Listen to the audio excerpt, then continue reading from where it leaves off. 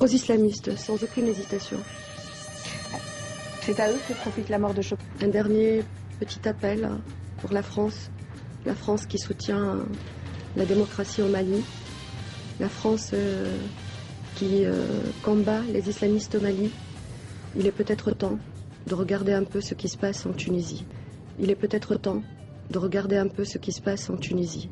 Il est peut-être temps de regarder un peu ce qui se passe en Tunisie. Au Mali se nourrissent aussi en Tunisie. لا إله إلا الله لا يا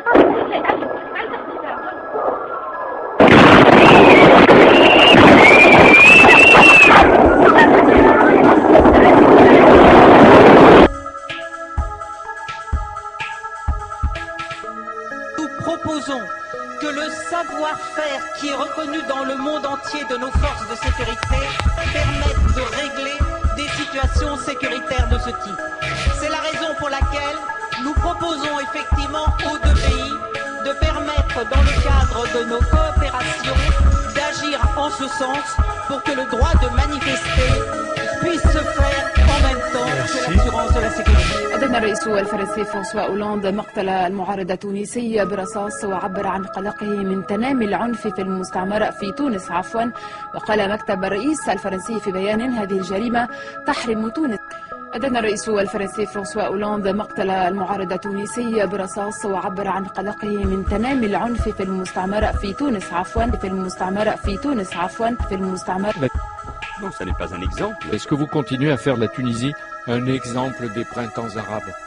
Non, ça n'est pas un exemple de Chokri Belaïd, qui était l'un de ces démocrates qui se bat pour des valeurs qui sont universelles. Et nous devons nous soutenir ces démocrates pour que les valeurs de la révolution du jasmin ne soient pas trahies. Nous devons nous soutenir ces démocrates pour que les valeurs de la révolution du jasmin ne soient pas trahies. Mais bien évidemment, la France ne coopérera jamais quand il s'agit de réprimer un peuple. Si on vous dit c'est le maintien de l'ordre? Non, nous devons soutenir tous ceux qui se battent pour le maintien de ces valeurs.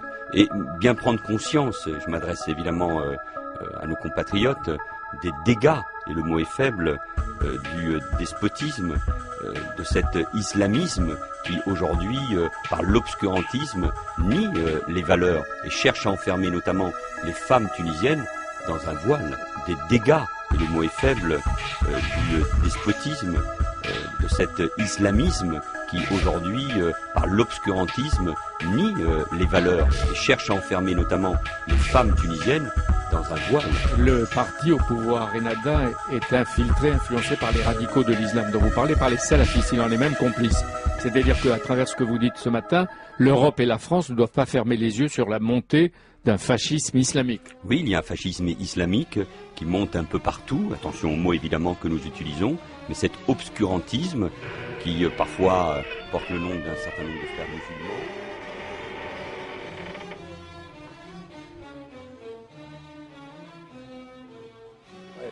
Sans les conseils des politiques français ou étrangers, et sans en effet tous les articles de journaux sur la dictature de Ben Ali.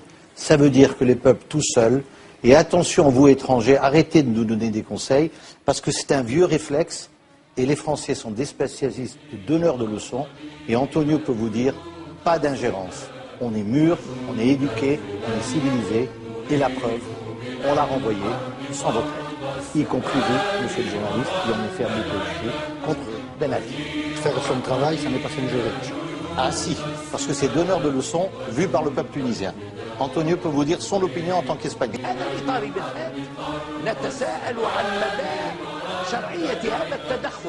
للقوى الأجنبية من بينها فرنسا التي أصبحت تباشر موقفا واضحا حيال الحكام التونسيين وتستبعد التعاون مع الطرف الإسلامي وتلوح بأنها تفتح أبوابها لكل من يرغب في مغادرة تراب التونسي طالبا للوجوء. نشدتم لدى الموت حق الحياة مدى ومدى وكنتم تريدون سبل النجاة ورسل الهدى.